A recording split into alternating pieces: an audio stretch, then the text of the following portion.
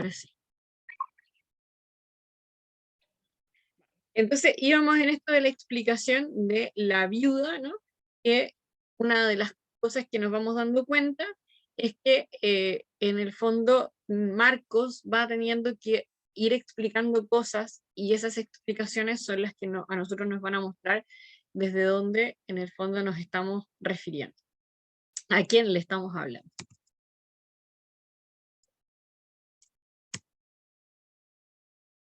Bueno, esto era un poco como para recoger, pero ya recogimos, ¿no? Pero lo dejé ahí para cuando alguien lo vea, sepa que no es que no lo borré, sino que nuestra idea también era como decir, bueno, ¿qué es lo que nos ha pasado con esta como encuentro con el ciego de Bethsaida, ¿no? Cómo esto nos reconocía en un Jesús humano, cómo también hablamos de la importancia de ir marcando aquellas frases que Jesús va diciendo, como están marcadas también en este texto. Decíamos que una de las tareas que nos queríamos como en el fondo proponer era poder ir leyendo todo el capítulo, o sea, todos los capítulos de Marco, los 16, e ir marcando aquellas frases que habían sido dichas por Jesús. Y cómo también acá hay toda una dimensión de la corporalidad de Jesús en el encuentro con este ciego. Por eso que está acá. Bueno, esto es como un intento de estructura, ¿sí? Entonces, bueno, lo primero es que, ¿se acuerdan que yo el otro día les decía que lo geográfico en Marcos era profundamente importante? Acá vamos a ver por qué. Entonces, hay bloques que en el fondo nos van a ayudar. Bueno, lo primero es que Marcos, ¿cierto? Tiene, ¿cuántos capítulos? ¿Quién se acuerda? ¿No se acuerda de eso? Oh, Miriam, oh, Miriam. 16. Bien, Maru, qué aplicada. 16, son 16 capítulos, ¿cierto? Y el último versículo, si a mí la memoria no me falla, va a ser el 20. Vamos a mirar si no me equivoco. Sí, exactamente. Versículo 20 es Marcos 16 capítulos hasta el versículo 20. Entonces, el primer capítulo o la primera parte, ¿no? De esta estructura podría ser en el fondo como la introducción que va del capítulo 1, desde el versículo 1 al versículo 13. Voy a mutear a alguien que no sé quién es, pero... Ah, la Pauli. Ya, listo. Entonces, va del versículo 1 al versículo 13, el capítulo 1. Entonces, en el fondo, en esta introducción se nos va a decir quién es Jesús y cuál es la misión de Jesús. Por ejemplo, esto nos va a decir, comienzo de la buena noticia de Jesucristo, Hijo de Dios. O sea, ya al comienzo de este encuentro, lo que nosotros vamos a saber es que estamos refiriéndonos a quién es Jesús, ¿no? Y después vamos a ver en el fondo quién es Juan Bautista, pero Juan Bautista en función de la misión de Jesús. O sea, Juan cumple eso como lo más importante. Y también acá nos vamos a encontrar con el bautismo. Después, desde el 1.44 hasta el 6.6, ¿sí? En el capítulo 6, versículo 6, nos vamos a encontrar en el ministerio que Jesús desarrolla en Galilea. ¿Se acuerdan que yo les decía de que en el capítulo 1 podíamos encontrar como el eje programático de Jesús? Porque si uno va acá, en el capítulo 1, en el versículo 14, comienza, ¿no? Cuando arrestaron a Juan, bueno, y empieza, caminando junto al lago de Galilea vio a Simón y a su hermano Andrés. Después, en el fondo, empieza a decir, llegaron a Cafarnaún y el sábado siguiente entró a la sinagoga a enseñar. Después salió de la sinagoga, ¿ven? O sea, parte en la sinagoga, después se fue de la sinagoga. Después seguimos leyendo y empieza al atardecer, ¿sí? Después del atardecer, lo que sale es que muy de madrugada. Espérenme un segundo porque acá necesito guardar esto de Zoom, se nos va a perder.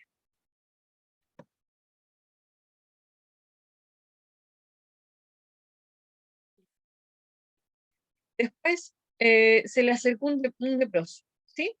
Y ya cuando va a empezar el capítulo 2, ya se vuelve a saltar los días. Después dice, después de unos días, volvió a Cafarnaúm. Pero toda esta primera parte, desde que empieza a enseñar hasta que hasta cuando termina la sanación del leproso, todo eso pasa en un día, ¿no? En un día de tiempo. Cuando todas estas cosas pasan en un día, básicamente lo que los textos nos quieren decir es que eso que en el fondo estamos mirando es algo muy importante. ¿Sí? ¿Se entiende?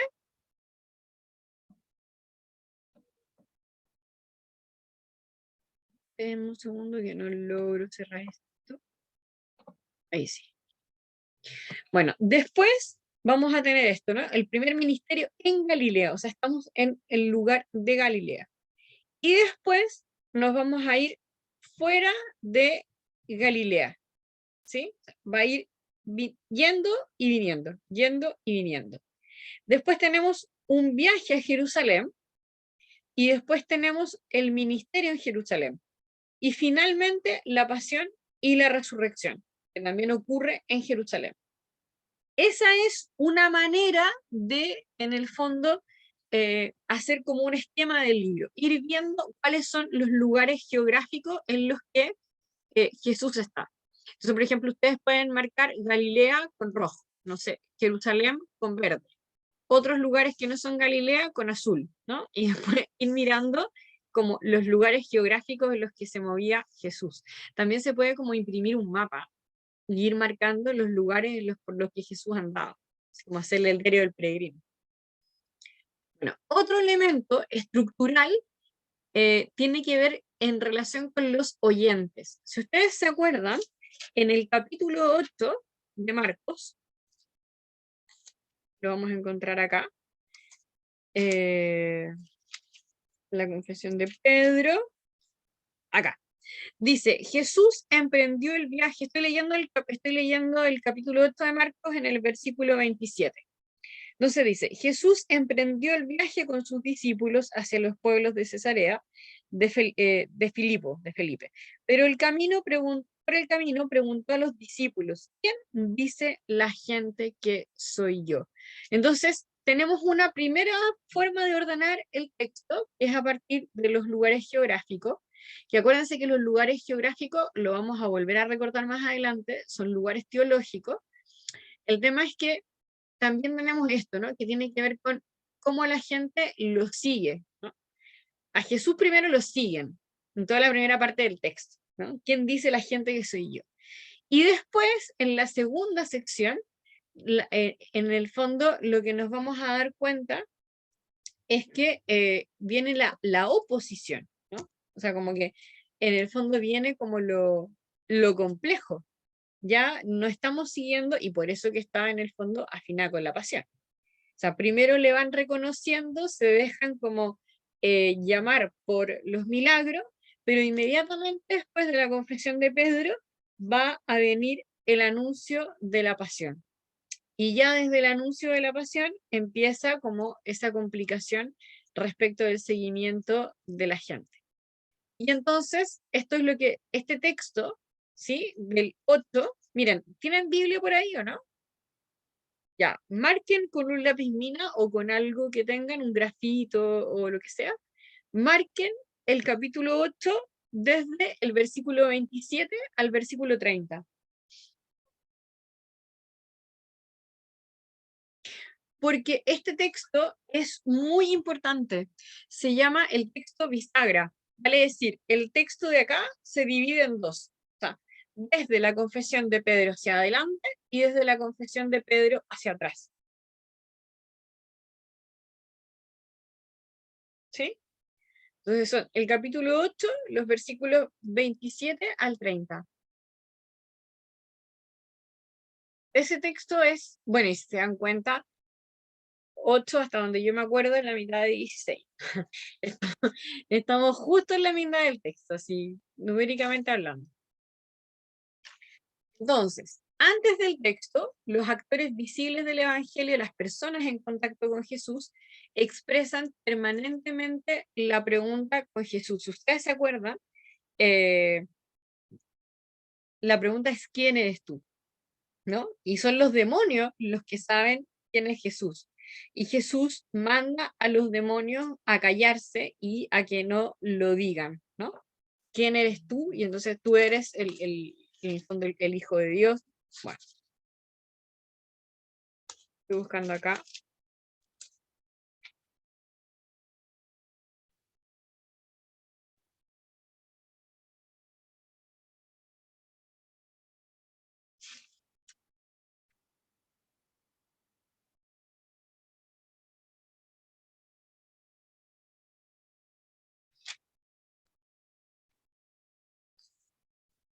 Un segundo.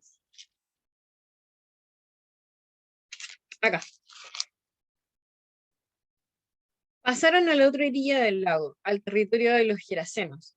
Al desembarcar les salió al encuentro desde un cementerio un hombre poseído por un espíritu inmundo. Habitaba en los sepulcros. Nadie podía sujetarlo ni con cadenas. En muchas ocasiones lo habían sujetado con cadenas y grillos y él los había roto. Y nadie podía con él.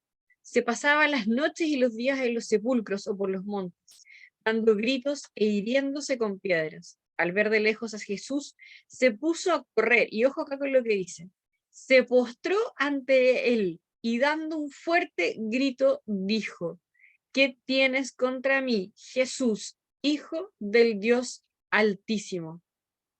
Por Dios te conjuro que no me atormentes, porque le decía, espíritu inmundo, sal de este hombre.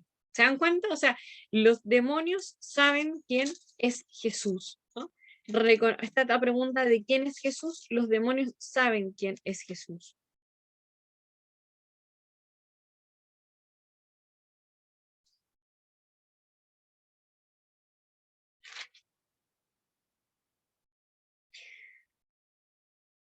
La pregunta es, ¿quién dice la gente que soy yo? ¿No? ¿Y cómo se resuelve, más allá de que lo digan los demonios? Es cuando Pedro, en el capítulo 8, va a decir, tú eres el Cristo, ¿no? Tú eres el Cristo. Entonces, esta confesión, en el fondo, va a hacer que Jesús enaltezca, ¿cierto?, a Pedro, diciéndole que eso no se lo ha revelado nadie más que Dios. Jesús emprendió el viaje con sus discípulos hacia los pueblos de Cesarea. Por el camino preguntó a los discípulos, ¿quién dice la gente que soy yo? Le respondieron, unos Juan el Bautista, otros Elías, otros uno de los profetas. Él le preguntó a ellos, ¿y ustedes quién dicen que soy yo? Respondió Pedro, tú eres el Mesías. Entonces les ordenó que nadie hablara de esto, ¿no? Acá se resuelve el tema. Jesús es el Mesías. Y entonces va a haber una segunda parte, que es esta, ¿no? Después de la respuesta de Pedro, la pregunta por la identidad de Jesús queda resuelta y desaparece. Ya no viene esta pregunta de quién es, ¿no? Surge entonces un nuevo estribillo que van a ser los anuncios de la pasión, ¿no? Nos deberíamos encontrar con 3 anuncios de la pasión. Tenemos primer anuncio de la pasión en el capítulo 8, segundo anuncio de la pasión en el capítulo 9, tercer anuncio de la pasión en el capítulo 10,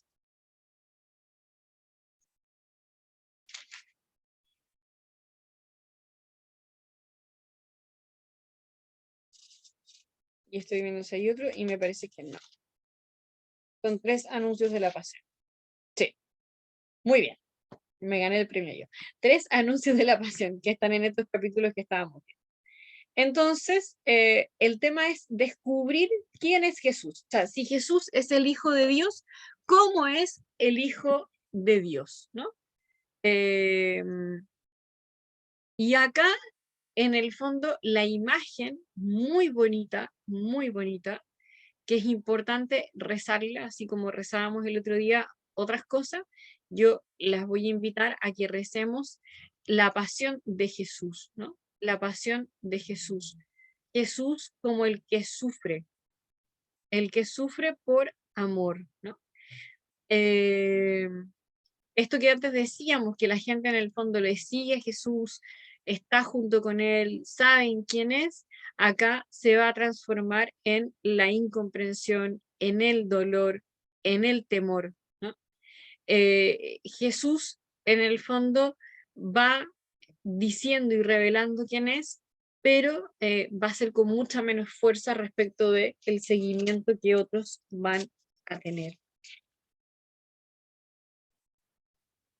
Iban de camino subiendo hacia Jerusalén. Jesús iba adelante. Los que le seguían tenían sorpresa y miedo. Ojo que miedo ahí es distinto temor. Él reunió otra vez a los 12 y se puso a anunciarles lo que iba a suceder. Miren, estamos subiendo a Jerusalén. Ojo, ¿se dan cuenta? O sea, un desconocimiento, pero hay, o sea, como que hay un temor, hay un miedo, pero también estamos en otro momento. Vamos de otro lugar de Galilea, de esta Iberia, hacia Jerusalén.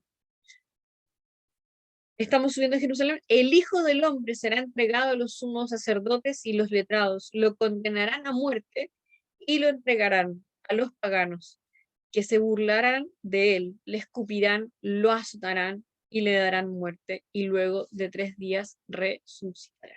¿Sí?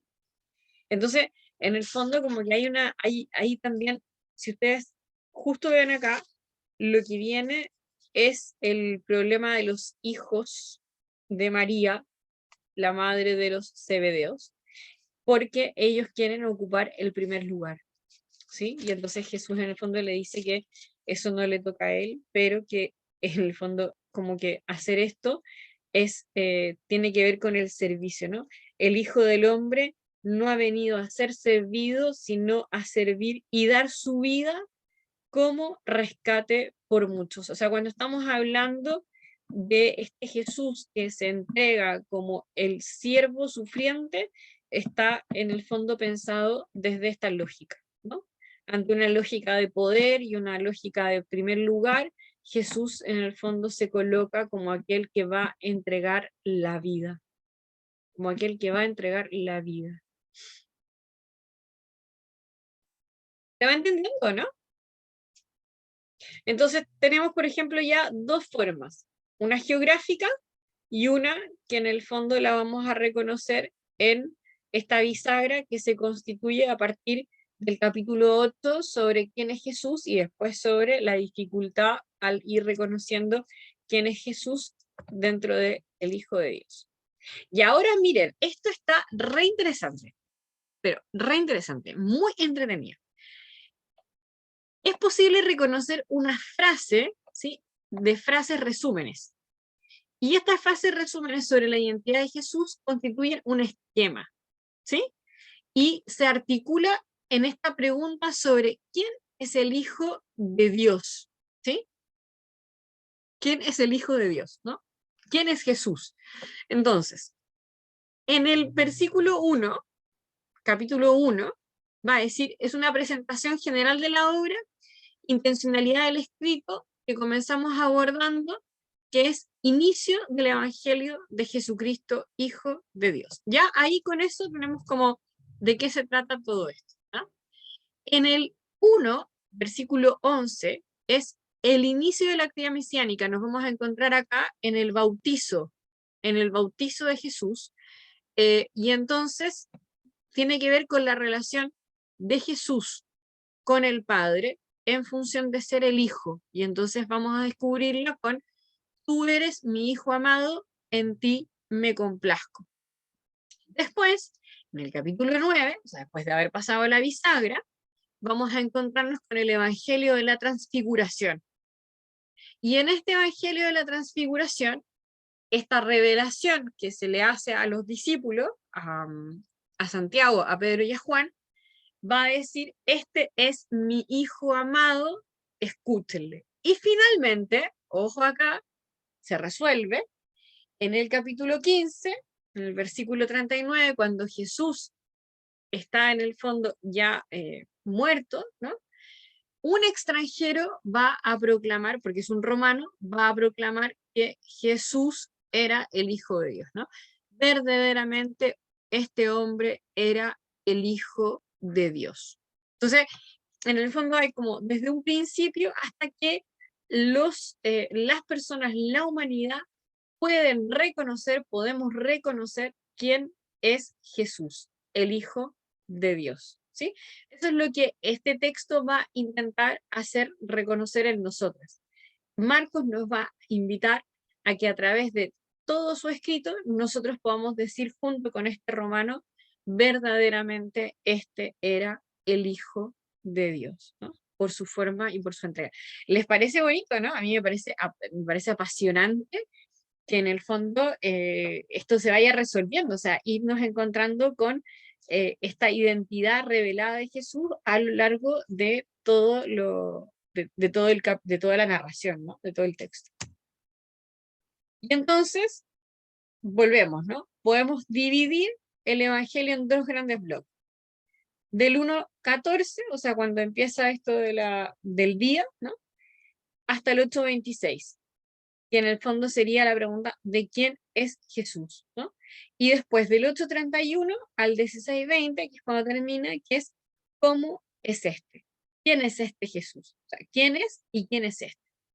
Esas son las dos grandes preguntas que nos va a ayudar a resolver Marcos, ¿no? Mirándolo así, pensando siempre con una luz, ¿cierto? Con un norte, con algo que nos pitea, que es que estamos reconociendo esto en función de las urgencias de las primeras comunidades cristianas, de estas comunidades cristianas, ¿no?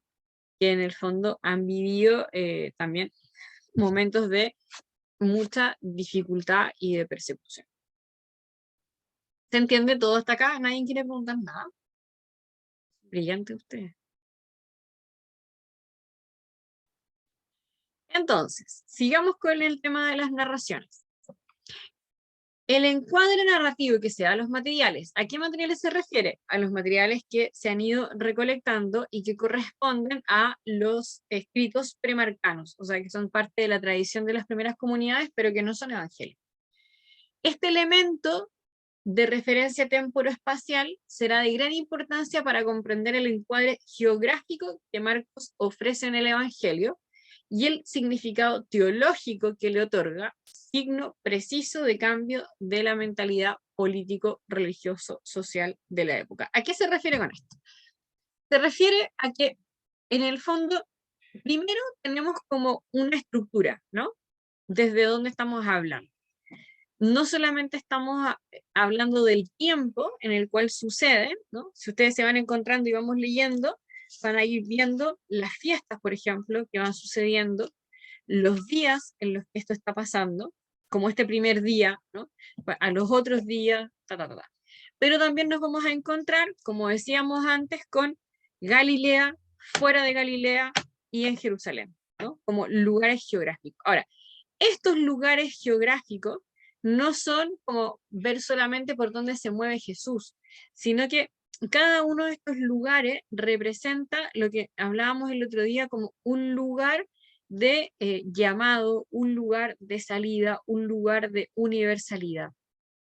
Y por eso nosotros hablamos en el último encuentro de cuáles eran las orillas a las que estábamos llamadas a cruzar, ¿sí?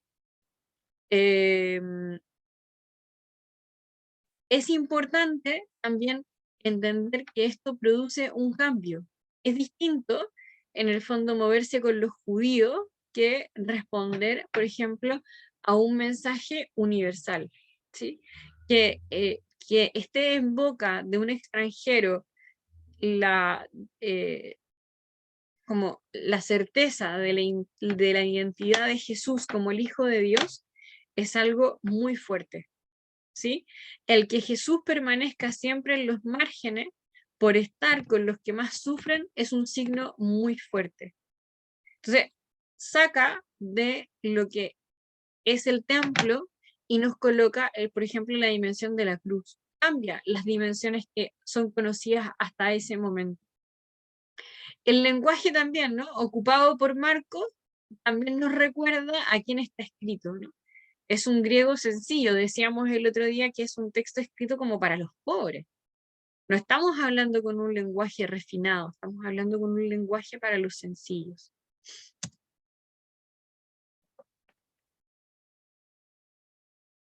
Y entonces, ante esta pregunta que nos hacemos de quién es Jesús, bueno, la respuesta que Marcos nos va a decir una y otra vez es que este es el Hijo de Dios, ¿no? Acá se los ponía así. Quiero generar una reflexión que realmente ha sido iluminadora respecto a lo que en los apuntes, lo que hemos ido hablando, se habla como la Pascua, el encuadre geográfico y político. Siento que en este punto está el centro de lo que buscamos al querer responder quién es este Hijo de Dios y que tiene profunda relación con la importancia que luego se le dará a la pasión. Es interesante ver el sentido de Galilea y Jerusalén dentro del texto. Los datos geográficos apuntan al anuncio querigmático, ¿sí? Al anuncio de la salvación. Galilea representa la inversión radical, signo de que es lo que Jesús anuncia como mensaje de Dios. Se denomina Pascua porque es un cambio total, pasando de la ley al Evangelio. Con este cambio se consagra una crítica a todo el sistema de la época y lo que tenemos hasta nuestros días, ¿no? O sea, volvemos a esto, al cambio de mirada, a un mensaje de Jesús que no es para los judíos. O sea, es para los judíos, pero está hecho de manera universal. De hecho, en el fondo, los judíos, al no salirse de la ley, no pueden creer en Cristo. Por eso esas palabras de Pablo que son tan fuertes, ¿no? Eh, si ustedes se circuncidan, quedan inscritos a la ley. O sea, nosotros somos de Jesús, somos hijos, hijas del Espíritu. Entonces, es importante en el fondo ver que estas elecciones geográficas son en el fondo opciones de Jesús por permanecer desde el mundo de los que más sufren, ¿no? De los que son marginados. Es una opción religiosa, pero definitivamente se transforma también en una opción política, ¿sí? Política en sentido de que la religión en el mundo judío es político. O sea, por eso que piensen en el juicio de Jesús. El juicio de Jesús pareciera ser un juicio político, pero es un juicio religioso. Pero porque política y religión son caras de una misma moneda. Entonces, por eso que en el fondo lo que está diciendo es que acá se mezcla lo político, lo religioso y lo social, ¿sí? Este cambio hará que Jesús sea el iniciador del movimiento cristiano. O sea, este cambio de lugares hace que en el fondo nazca el cristianismo, porque ya no es el judaísmo. O sea, de hecho, a veces se decía que los inicios del cristianismo eran una nueva forma de judaísmo, ¿no? Hasta que ya adquiere esta dimensión. Aquí es hermoso ver los cambios que el Jesús de Marcos realiza en el Evangelio. El encuentro con los paganos, al estar en medio de los impuros, tener que mantenerse en los márgenes, realizar procesos de conversión al sentarse en la mesa con publicanos y los pecadores. El que Jesús sea reconocido por los paganos y no por el pueblo o los sacerdotes judíos. Me parece que las consecuencias de estos cambios son cruciales. Lo transforman todo y son de actualidad en nuestra vida a la hora de preguntarnos dónde y cuál es nuestra misión como seguidores de Jesús, ¿no? Yo el otro día escuchaba acá en Chile, no sé si Miriam está, voy a mirotear si la Miriam está. Sí, por ahí está la Miriam, pero no sé si está, pero bueno, ahí está la Miriam. Entonces, en el fondo, en algún momento, en un WhatsApp que estábamos mirando, salía, ¿no? Que a veces nos convertimos en el nuevo Sanedrín. ¡Fua! A mí me pareció muy fuerte la frase. Pero frente a la realidad del mundo, ¿no? O sea, frente a las urgencias y las necesidades del mundo, parece que más que seguidores de Jesús, nos convertimos en los Sanedrines, ¿no? Y me pareció muy fuerte la frase. Pero es verdad, o sea, a veces nos ocurre, ¿no? Entonces, la pregunta es, este Jesús que nos presenta Marcos, este Jesús que es humano, este Jesús que toca, este Jesús que sufre, este Jesús que está, eh, hacia dónde nos lleva a nosotras, ¿no? ¿Realmente le seguimos? Un poco también recordando la pregunta que hacía Patricia al comienzo, o sea, ¿cuáles son las necesidades del pueblo, ¿no? Actuales, la urgencia de las personas ante este encuentro con Dios, ¿no? Y cómo también nosotros nos lanzamos a ayudar, ¿no? A que Jesús pueda ser palabra de salvación, de luz, de liberación.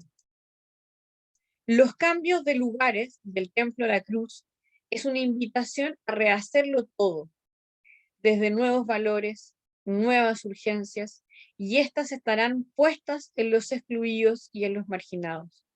Para la comunidad cristiana esto coloca una forma radical de seguimiento, objetivo singular instalado por Marcos a la hora de escribir el Evangelio. Esta inversión, la inversión de estos lugares, o sea, no ir por los poderosos, sino que ir por los marginados, no estar en el lugar esperado, sino que ir a los otros, ¿sí?